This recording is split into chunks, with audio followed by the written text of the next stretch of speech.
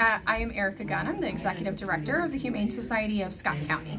Yeah, and tell us about your reaction to the proposed agreement that was on the council agenda tonight. Yeah, the city did a great job of really breaking down everything that we've gone over the last few months.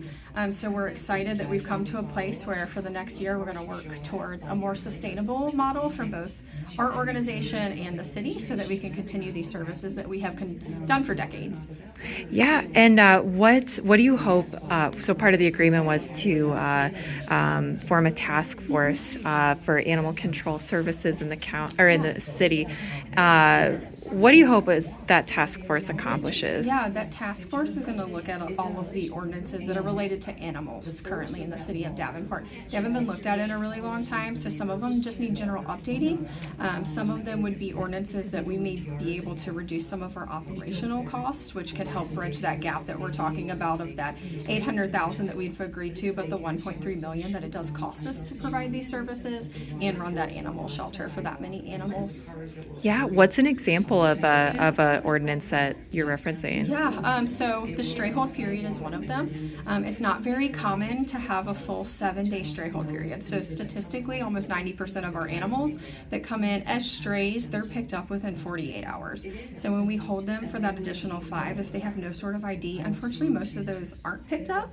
And we're just holding them longer, which increases costs, but it also means that that animal doesn't get out into a new home any sooner.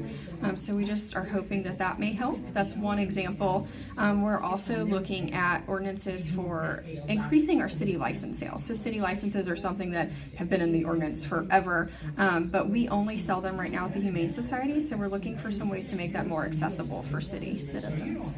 And what are the licenses? Yeah, the city licenses. So every cat and dog is required to have a city license. It's been in the ordinance for who knows how long, a really long time. And those are $10 for cats and dogs that are spayed or neutered, and they are $30 per year for those that are not. And right now we just sell those there at the Humane Society, but if we make it more accessible, there's more people purchasing those that's already required by the city, but then it's also helping fund some of that.